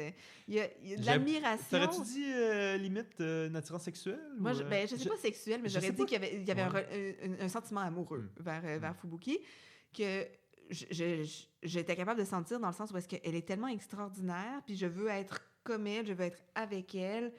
C'est quand même très présent dans son discours. Puis c'est vraiment à l'antipode de ce que Fubuki peut ressentir pour Amélie. Puis même, moi, c'est dans mon édition, c'est la page 53, là, mais quand elle se fait trahir par Fubuki, puis que Fubuki la dénonce d'avoir fait un projet auquel elle n'avait pas été attribuée par... Elle n'arrive pas à y croire. Hein. Elle n'arrive pas à y croire, puis elle lui dit... Amélie, elle lui dit, je suis déçue, je suis triste, je pensais qu'on était amis. Puis Fubuki, elle répond, puis Amélie a dit, elle eut un rire élégant, puis elle lui dit, Fubuki a dit, moi, je ne suis pas déçue, je n'ai jamais eu d'estime pour vous. Fait qu'elle lui dit en pleine face que comme toi, t'as beau m'admirer, puis tout ça, moi, je te considère comme moins que rien, là. Ouais. Fait que elle est vraiment cruelle, en fait. Elle est très cruelle. Elle est cruelle, puis elle est cruelle à répétition dans le livre. Mais je trouve que Amélie la condamne jamais vraiment. Non, jamais. Puis même à la fin, quand elle... Je sais pas si elle a plaint plus qu'elle... Elle a de la compassion pour Fubuki, mais jamais elle va aller avec des descripteurs négatifs pour Fubuki. Ouais. Puis même après alors tout ça... Alors que Moshi, tu sais, puis même Saito sont décrits comme ça, c'est des salauds. Ben, Saito est décrit comme un lâche, faible, puis Moshi, c'est un gros dégueulasse. Oui. Puis ça, elle le décrit, elle n'a jamais un mot contre Fubuki. C'est pour ça que je dis que l'espèce de sentiment amoureux que j'avais l'impression, tu sais, quand tu as une admiration tellement grande que tu es pris dans le fantasme ou que tu peux pas t'empêcher d'avoir de l'affection pour quelqu'un, puis que là, écoute, elle se fait gifler en pleine face à répétition, mais pas physiquement, mais je veux dire, elle se fait écraser sous le talon de J'allais dire, est-ce Fubuki. Elle la gifle-tu un moment? Non, je pense pas. Non, je pense pas qu'elle la frappe, mais tu sais, comme clairement, elle l'humilie. Ouais. Elle lui donne des tâches comme qui sont en dessous méprise de la... constamment. Elle répète à quel point elle est défiante. Qu'est-ce qu'elle dit? Elle dit déficiente intellectuelle. Handicapée intellectuelle. Handicapée mentale. Oui. Puis malgré tout ça, Amélie, elle reste... Puis sa démission... Ah oui! La démission ça avec vaut Fubuki. la peine. Mais c'est encore une fois 4 pages de long. Pas les mêmes pages que moi. Non, c'est ça, 126 dans mon édition, mais tu sais... Dans le fond, Amélie lui dit à quel point qu'elle prend tous les torts sur elle, puis Fubuki dit ah oui, puis pourquoi vous avez été incapable? Je suis handicapé mental. Ah oui, mais êtes-vous vraiment c'est parce qu'elle dit au début ça doit être mon esprit occidental, puis elle dit est-ce que tous les Belges sont comme vous? Exactement. Mais ça doit pas être tous les Belges là, qui sont aussi stupides que toi dans le fond. C'est pas juste parce que tu es occidental, c'est que t'es vraiment la plus conne des connes. C'est un peu ça qu'elle lui dit, puis elle en rajoute pendant 4 pages de long, tu sais. C'est d'une cruauté inouïe, tu sais. Puis ça termine en Amélie qui lui demande « Croyez-vous que l'on voudrait de moi au ramassage des ordures? » Puis Fubuki de lui répondre « Oui, avec beaucoup d'enthousiasme. » Puis c'est ça, tu sais, elle termine en l'humiliant à sa démission. Elle lui dit « Tu trouveras jamais d'autre job, tout ça, moi, à part de ramasser les poubelles. » Incapable de voir ses compétences. Ceci étant dit, petite parenthèse littéraire, il y a une nouvelle publication qui a été effectuée. Je me rappelle plus c'est qui l'auteur, mais ils ont sorti c'est un gars, un travailleur social qui a écrit puis qui a travaillé comme éboueur au Québec pendant des années. Oui, tout le monde n'arrête pas de m'en parler. Tout le monde en parle, il faut lire. Voilà. Fait que, oui. Peut-être que dans le fond, c'est Micheline, ma lectrice de poèmes, qui m'en a parlé. Bon, mais tu vois, il paraît que c'est super bon. Oui, Ordure, on devrait lire ça. Mais il y a genre une maîtrise, le gars, là. Tu sais, c'est ça. Oui, il est éboueur, mais il a continué à faire ça. Il a continué à faire ça à travers tout son parcours. Par intérêt, parce qu'il aime ça. Fait encore, oui, parce qu'il aime ça. Oui, c'est ça. Voilà. Passion bref. Mais ça a l'air quand même sportif, comme moi en tout cas je vois ça à Québec. Puis des fois je me dis moi qui est tout le temps tourmenté, je me dis ça me sortirait peut-être. Peut-être. Mais lui il disait apparemment que c'est dans son entrevue que j'ai vu ça dans son livre il y a beaucoup d'explications de la relation par rapport aux déchets du Québécois moyen. Ça c'est vraiment intéressant. C'est super intéressant. Fait que bref, voilà. Oui, où est-ce que je m'en ai sinon? Bref, Fubuki se réjouit de l'infériorité d'Amélie à multiples reprises. Mais c'est ça, oui, là où je voulais aller, c'est que... Mais je ne sais pas toi dans ton édition aussi, mais après ça, elle parle d'hygiène de l'assassin, puis elle reçoit une lettre. Oui, à la fin. À la fin, bon, c'est ça. Il l'a dans toutes les éditions. Je m'étais demandé, c'est comme si c'était comme plus tard après. Ouais, ça avait été rajouté, mais non, effectivement. Non, je pense c'est la fin du roman. Il y a quand même 7 ans entre Hygiène de l'assassin puis... non. 92, Hygiène de l'assassin, 97. Fait que 5 ans entre les deux œuvres, ce qui laisse le temps, effectivement. Oui. Et puis c'est ça, elle reçoit félicitations de Fubuki. En japonais. Oui. En japonais. Ça, j'ai pas trop compris ce qu'elle voulait dire. Parce qu'elle avait dû oublier le japonais? Oui, parce qu'au début, dans son arrivée dans la compagnie, elle parle tellement bien le japonais que ça met mal à l'aise les autres cadres. Fait qu'elle se fait demander d'oublier le japonais. Fait qu'à partir de ce moment-là... Elle parle anglais? Moi, j'ai assumé qu'elle parlait anglais avec tous les japonais j'avais pas compris avec qui elle travaillait. Okay. Et donc, que ses interactions avec Fubuki ont été... Puis je l'ai compris quand Omoshi est dans les toilettes puis qu'il lui crie « No paper, no paper, no paper ». Puis dans le fond, c'est « no paper ». Oui, non, moi aussi, puis, mais... Fait que c'est ça, fait qu'elle lui parle en anglais. Parce que j'avais pensé, parce qu'il y a des fois ce qu'on appelle le English en japonais, qui est comme une joke, là, mais comme...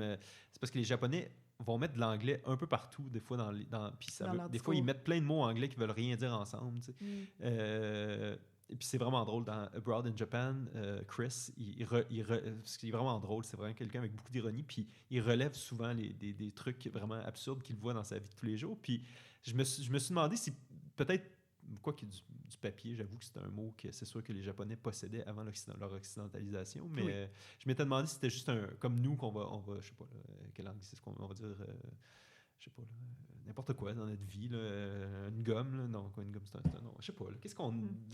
tous nos mots sont anglophones. C'est un peu comme quand, en Swahili, tout ce qui a été introduit après... C'est ça. Et tu sais, comme un ordinateur, c'est computery. Bon, c'est ça. C'est dans le sens où est-ce que computery, quelque chose comme ça. Je cherche des mots on en utilise tellement en français, mais je sais pas, là. Le week-end. Un tailleur pour un pneu, là. Mais quoi qu'il y a personne qui va écrire ça, vraiment. Le toaster. Un toaster, oui, c'est ça. Merci. Voilà. Je me suis demandé si PayPal, il parlait japonais. Quoi? Non, ça marche pas. Moi, j'ai assumé qu'ils parlaient ensemble en anglais. T'as raison. À partir du moment où est-ce qu'elle oublie le japonais. Puis donc, le fait de se le faire écrire en japonais, Amélie-san, félicitations, puis qu'elle signe juste... Comme une reconnaissance. C'est comme une espèce de reconnaissance de finalement, t'étais pas si cruche que ça, tu sais. Mais je sais pas jusqu'à quel point elle aurait vraiment lu l'œuvre. Je sais pas, mais je pense que ça fait partie aussi de la fiction de la chose. Je suis pas sûre à quel point la vraie personne dont Mori Fubuki a été inspirée a vraiment lu le roman de Amélie Nothomb par le suite. Surtout sachant que c'est clairement pas écrit Amélie-san parce que son nom c'est Fabienne, comme on établit. Donc Fabienne-san, félicitations. Fabienne Claire. Mais ouais, j'ai trouvé ça vraiment intéressant de voir comment, malgré toutes les insultes que Fubuki peut lui lancer, toutes les souffrances. Comme s'il y a une croissance, finalement, du personnage après son départ. Oui, après son départ. Mais qu'elle reste quand même dans les éloges. Quoi qu'en quittant, tu sais, la menace a comme disparu, là, tu sais, cette compétition-là. Oui, puis elle rit un peu, tu sais, Amélie rit un peu de Fubuki lors de sa démission, là, dans le sens où est-ce que, tu sais, elle lui donne tout ce qu'elle veut, mais intérieurement, on voit dans son discours intérieur qu'elle prend ça avec très grande légèreté, puis que c'est pas très, très grave pour elle de se faire insulter par Fubuki. C'est dur, là. Quand même, là. Ouais. Parce que moi, je me disais comment j'aurais... Mettons, si j'avais été à sa place, comment j'aurais réagi. Là, surtout par une personne que tu estimes, tu veux dire? Non, mais survivre 1 an dans une entreprise de même. Aussi 1 an de vide, tu sais, de comme... Quoi qu'elle semblait suggérer qu'elle écrivait pendant ce temps-là. Là, mais tu sais, mais il n'y a pas grand-chose. Elle le dit même. Hein, elle dit « Je parlerai pas de ma vie à l'extérieur de Yumimoto parce qu'il n'y en avait pas beaucoup. » Puis tu vois, Et de concevoir que je pouvais être valorisé à l'extérieur de cette entreprise-là, ça devenait presque... difficile à concevoir. Oui, puis là, elle regardait... Puis là, c'est là qu'elle se défenestrait, comme elle disait. Là, fait qu'elle s'en va devant une espèce de baie vitrée au-dessus de la ville de Tokyo. Puis elle regarde, puis elle dit « Je vois pas la maison où est-ce que j'habite. Je vois pas l'endroit où est-ce que les gens m'apprécient. Et donc, ça n'existe pas. Effectivement. Je suis ici. Je n'ai aucune valeur. Et je n'ai aucune valeur. Ouais. C'est fou, hein, ça? Puis, tu sais, quand je parlais aussi du thème féministe, c'est que moi, c'est ça qui me sidère, c'est l'internalisation de la haine puis qui se reproduit. En fait, la haine de la femme puis la haine de... puis je dis ça, je ne suis pas une femme, mais la haine de soi qui finalement se traduit aussi par une compétition entre femmes. Oui. C'est ça qui, moi, je trouve, qui est l'espèce de réflexion aussi de dire... un peu la réflexion que Fubuki a de dire « Moi, j'ai vécu le martyre pour accéder à mon poste. » Projette sur les autres femmes. Tu sais. Donc, il est hors de question qu'une autre femme puisse atteindre ça. Puis, tu sais, on le voit dans l'homophobie aussi, là, tu sais, l'homophobie intériorisée qu'on va projeter sur les autres. Tu sais, mais Ouais. L'espèce de sentiment d'injustice, de dire s'il l'a plus facile, mais c'est pas juste pour moi. Alors que finalement, ben, tout le monde s'en sortirait mieux en disant, tu sais, comme peut-être. Ou tout ce que je dénigre chez moi-même aussi, tu sais, tout ce qui fait partie de ma féminité et En général, j'ai l'impression qu'il y a beaucoup d'éléments que les gens apprécient pas chez les autres, qui est en fait juste un reflet d'eux-mêmes, de qu'est-ce qu'ils apprécient pas chez eux-mêmes. Donc, c'est peut-être aussi ça, tu sais, dans l'espèce de relation entre Amélie et Fubuki, il peut y avoir des choses que Fubuki aime pas chez Amélie. Cette incapacité-là qui, en fait, n'est qu'un reflet comprendre vite. Ou il y a des choses en fait, la crainte parce que oui. clairement, elle semble être une personne très, très intelligente, là, Fubuki, là. Mais peut-être la crainte ou la peur d'être considérée comme ça. La peur d'être associée à une autre personne comme elle. Fubuki, je pense pas qu'elle veut être associée ou ressembler, puis en fait, elle le dit, là, mais à Amélie. Ah, ben, en tout cas. Il y a, pour elle, c'est important là, de noter la différence entre Amélie. Mais en même temps, je sais pas s'il y a une certaine jalousie de l'initiative, de sa capacité à rêver, penser en dehors du lot, de la boîte, tu sais. Il y a, en tout cas. Ouais. Il y a une opposition, en tout cas, entre les personnages dans leur... Alors que finalement, c'est tout... C'est ça, moi, tu sais, c'est plus que c'est tout au bénéfice des hommes qui leur ont inculqué cette haine-là à l'intérieur d'elles-mêmes, tu sais. Puis finalement, elles perdent leur temps à se battre entre elles, alors que finalement... Elles pourraient être très, très productives, puis on l'a même vu... meilleures que les hommes dans l'entreprise, comme Saito et Omoshi, tu sais, qui sont finalement... Puis même, c'est même décrit que Fubuki, malgré tous ses efforts, puis malgré toutes les années, elle avance pas. C'est peu probable qu'elle monte plus haut. Alors qu'elle a des incompétents en dessous d'elle. Oui, exactement. Il y a des, tu sais, comme Omoshi, à part se goinfrer dans son coin, je sais pas, mais il a pas l'air de faire grand-chose dans l'entreprise. C'est le reflet aussi de qu'est-ce que Amélie voit, là, mais... Juste avant que je parte au Japon, mon oncle, le mari de ma tante, en fait, m'avait fait écouter le film de Stupeur et Tremblement. Ah ouais? Mais il me l'avait fait écouter en anglais. En tout cas, le film s'appelait Fear and Trembling. Et je savais fuck all que c'était une œuvre française, en fait, d'une autrice belge. Pardon, mais francophone, mais d'une autrice belge, effectivement. Mais j'avais écouté le film de ça et je pensais que c'était ça le Japon. Tu sais. Alors qu'il y a beaucoup de choses qui sont le Japon là-dedans, mais jamais que ça a été aussi pire que ça. Mais je tremblais un peu, comme l'œuvre le dit, avant de me rendre au Japon. Puis je pensais vraiment que ça allait être aussi pire que ça. Puis heureusement, c'était pas... Mais t'étais quand même aussi 20 ans plus tard. Oui, tout à fait. Parce que c'était à peu près en 2014. Oui, tout à fait. Puis, dans un contexte différent, je suis un gars. L'homosexualité au Japon, par contre, parce que c'est ça, j'ai retrouvé mes carnets de voyage, puis chaque jour, j'écrivais dans mon petit journal de bord. Puis c'est intéressant, de voir mon expérience du voyage, puis aussi de voir aussi la progression qu'on fait comme personne durant la vie. Là. Mais oui, en fait, c'est drôle parce que le Japon, c'est une société où on a ségrégationné beaucoup les hommes et les femmes. Pas ségrégationné, mais séparé, merci. En tout cas, c'est une certaine ségrégation, mais bref, on les a effectivement distancés. Il y a aussi les contacts entre les deux sexes, ou en tout cas, c'est débattable, les deux sexes. Là, mes amis de la diversité sexuelle, les gens vont m'attaquer, mais les deux sexes principaux, disons, sont vraiment séparés partout. Puis les contacts, les manifestations d'affection aussi sont vraiment... Mais à l'inverse, c'est drôle parce que pour l'homosexualité, c'est que le Japon, c'est une société extrêmement homo-érotique. Il y a des salons de grooming seulement pour hommes où les hommes sont tous nus ensemble dans des bains, puis on se fait les ongles, puis mais c'est tous des hommes hétérosexuels, puis qui ont tous une femme, tu sais, puis...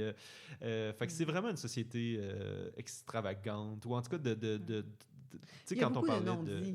Ah ben non, c'est que ça, là, tu sais. Mais c'est ça qui, moi, je trouvais fascinant d'un point de vue comme sociologique, anthropologique, là. Depuis là, c'est là que je prenais tous mes carnets, tu sais, puis mais aussi vraiment tout le mode de pensée collectiviste au Japon, qui est tellement différent de notre mode de pensée individualiste au Canada, tu sais, où on se définit par le groupe auquel on appartient. On est l'entreprise.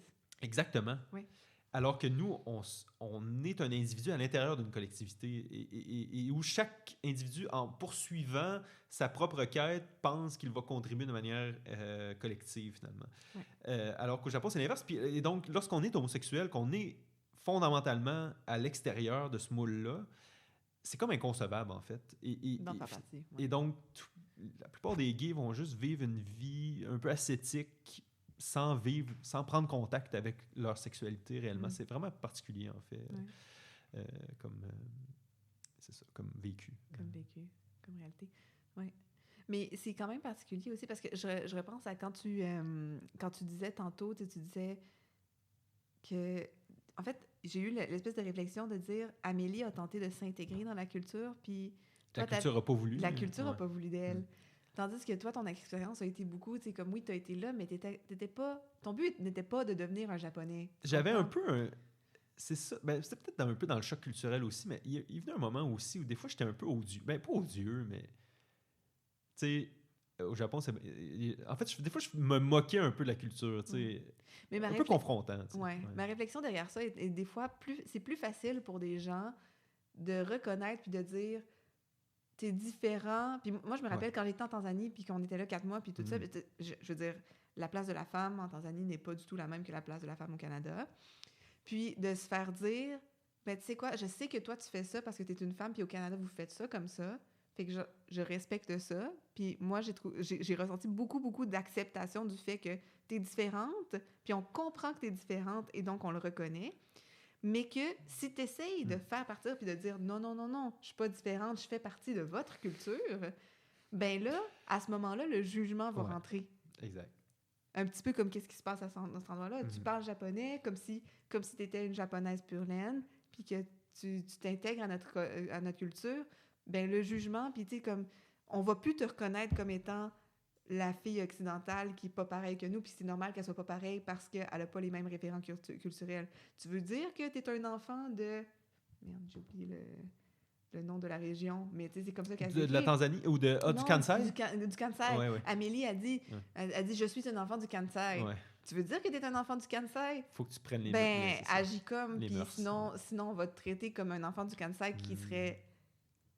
pas dans les normes de notre culture. Ben là, c'est ça, puis là, je me dis, est-ce qu'on fait la même chose avec nos immigrants, tu sais, au Canada, tu sais, qu'on est là, puis ils viennent dans notre... Ben là, puis je dis ça, c'est pas ce que mon discours à moi, là, tu sais, mais en bref, il y a beaucoup de mouvements qui s'opposent quand même, interculturalisme versus multiculturalisme, disons, au Canada, mais puis au Québec, ben, c'est pas... Mais où on est là, ils sont dans leur pays d'accueil, ils devraient faire comme nous... Alors que, ou des fois, on va plus dire, ben, tu sais, je sais pas, là, madame est iranienne, ben, ça se peut qu'elle ne vive jamais comme une Québécoise qui a grandi ici, mettons.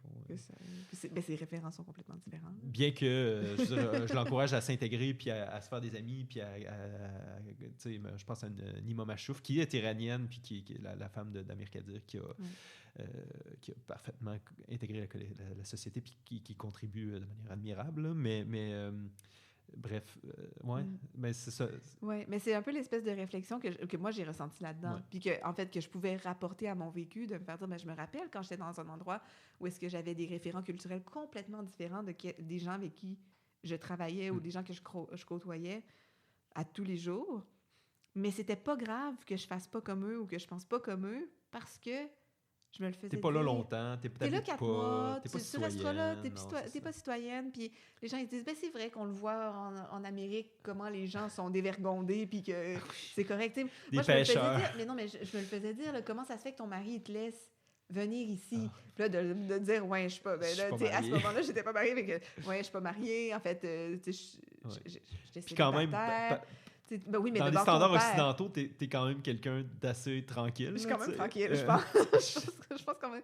Dévergondé n'est pas un mot, pas un caractère. Mais là, c'était complètement inconcevable de dire que, ah oui, j'arrive, puis ben là, mon mari est pas avec moi. Puis là, quand je dis je suis pas mariée, ben mon père me laisse partir dans un autre pays sans surveillance. Tu vas être médecin, tu sais. Je sais pas jusqu'à quel point c'est une profession qui est accessible. Il y avait plusieurs femmes médecins, mais le rôle de la femme est pas du tout pareil. Mais on comprend, on le voit dans les films. Là, les gens, de nos jours, avec les réseaux sociaux puis l'Internet et tout ça, tu sais très bien... Ben, c'est très bien est un grand mot, mais tu as une idée de quoi la vie de quelqu'un d'autre peut avoir l'air, même si tu y es pas. Fait que je pense surtout avec le cinéma américain, dans la tête des gens avec qui je travaillais, c'était ma vie ressemble au cinéma américain, là, ce qui est pas du tout le cas, là, mais donc, quand j'avais un référent culturel qui était pas le même que le leur, ben c'était facile pour eux de dire, ben ça fait partie c'est comme ça que les gens d'Amérique du Nord sont, tu sais. Puis, alors que si j'avais dit, oui, mais OK, je veux vivre ici pendant 20 ans, puis ben, je pense que là, j'aurais peut-être été jugée plus sévèrement. Oui. Puis pour en revenir à Stupeur et Tremblement, j'ai l'impression qu'Amélie, quand elle est arrivée initialement... C'est un peu naïf. Oui, mais... Le début de vingtaine, peut-être? Oui, mais j'ai l'impression que dans sa tête, elle allait rester là. Oh. J'ai l'impression... Moi, de la manière... c'est un contrat d'1 an avec un début et une fin. Oui, mais dans un contrat d'un an, dans une entreprise japonaise, puis elle n'est pas là en échange, elle n'est pas là, tu sais... Elle est là comme une Belge qui immigre au Japon. Puis je trouve ça drôle que, tu sais, des fois, elle nous fait part de son discours intérieur où elle traite ça avec beaucoup d'ironie, puis qu'elle a une certaine opposition mentale, mais que c'est finalement, parfois, on dirait un mécanisme de défense pour mieux se conformer, tu sais, parce que finalement, elle fait tout ce qui est... Oui.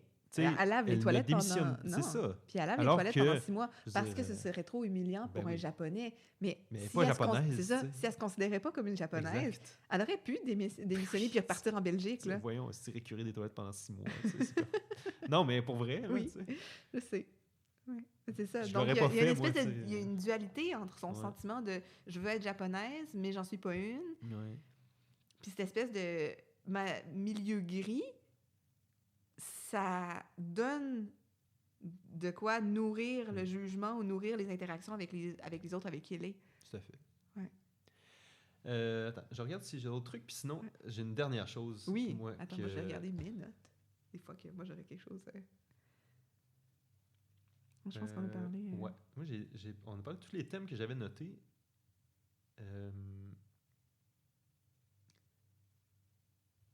C'est ça, la dernière chose que je voulais noter, c'est la façon que c'est écrit. Oui. C'est incroyablement agréable à lire, je trouve. Oui. Bon, d'un, c'est pas très long, là. C'est vraiment une œuvre... Ça se lit très rapidement. Moi, mon édition, c'est 140 pages, puis c'est pas écrit petit, là. Je veux dire, ben non, moi non plus, là, en fait. 140, mais réellement 130, là. Moi, tu vois, c'est ça. Moi, j'ai 165 pages, mais c'est écrit gros, du Albin Michel en très gros, là. C'est ça. Gros caractère. C'est drôle. C'est toute l'ironie de l'autrice est vraiment, moi, je trouve, agréable à lire. C'est vraiment... C'est ça, les phrases sont claires, même si, comme on disait, il y a un niveau de langage qui est quand même pas trop, tout le temps, pas trop... Il y a des mots, tu sais, que ça vaut la peine d'avoir un dictionnaire pas trop loin, ou en tout cas un téléphone cellulaire à notre époque, là, pour aller... Mais c'est vraiment, vraiment agréable. J'ai rien lu d'elle, moi, à part ça. Je suis vraiment, comme j'ai expliqué d'entrée de jeu, je suis tombé là-dessus un peu... par hasard, en tombant sur l'entrevue, mais j'ai vraiment envie de lire d'autres de ses œuvres pour tester, voir si sont aussi agréables que celle-là. C'est sûr que c'est sa plus primée, mais il y a L'hygiène de l'assassin qui est son premier. Moi, ça m'a donné le goût de lire L'hygiène de l'assassin, mais surtout sachant que, en fait, je sais pas du tout, j'ai pas lu sur quoi portait puis tout ça. Moi non plus. Mais quand... Ça m'a fait rire intérieurement parce qu'elle l'a écrit comme pendant qu'elle récurait les toilettes. Oui. Puis là, je me dis... Quel genre d'image qui te vient en tête? Oui, mais là, tu sais, je suis genre, c'est comme l'hygiène. Puis là, elle a écrit ça pendant qu'elle était enfermée entre 4 murs avec comme 6 toilettes. Puis ça m'a donné le goût de lire ça. Puis d'aller explorer la chose. Mais je suis d'accord avec toi que c'était vraiment très, très, très, très bien écrit. Les descriptions étaient agréables aussi. Puis j'ai pas senti de longueur. Non. À aucun moment. Pas du tout.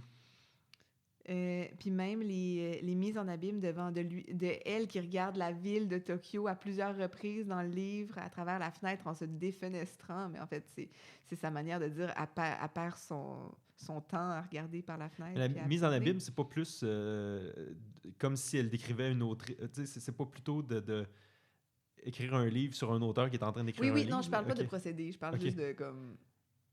mon impression de la chose. Mais c'était pas un procédé littéraire que je tentais de c'est bon. Là. Je voulais bien comprendre ce que tu disais. Bon, oui, c'est ça. Mais je trouve vraiment que c'était très, très, très, très bien écrit puis que c'était clair. On était capable de suivre facilement qu'est-ce qui se passait. Puis en tout cas, c'est ça. Puis moi, c'est vraiment l'humour que j'ai trouvé. Ouais. Je trouve que son sa façon d'écrire, ça me donnait toujours envie de connaître la suite parce que je sais pas, c'était comme des petites récompenses. Oui. Au fur et à mesure Surtout qu'on quand avance. l'espèce de dialogue intérieur, Oui. puis qu'elle part sur ses réflexions. Fait que là, tu vois le dialogue, puis là, tu comprends qu'est-ce qu'elle pense à ce moment-là. Ouais. Ça, souvent, là, c'est ça. Notamment avec Fubuki, pendant Oui. qu'elle travaille à son ordinateur. Puis qu'en fait, qu'elle fait juste l'admirer, C'est puis ça, la dévisager pendant des heures à regarder. Et qu'elle s'en rend compte, mais qu'elle lui en parle pas aussi. C'est ça que Fubuki semble... Je pense qu'elle suggère à un endroit, c'est qu'elle lui dit qu'elle avait remarqué qu'elle la regardait. Souvent. Oui, c'est ça. Ben, merci. Ouais. Ben, ça fait plaisir. Voyons, glace brisée. Glace brisée. Oui, non. On a casser la glace, casser oui. la glace. Bref, Oui. anyways. Oui. Mais oui, voilà. Oui. Voilà. Premier passage. Oui. Merci. Ben, merci à toi. prochaine. C'était très agréable.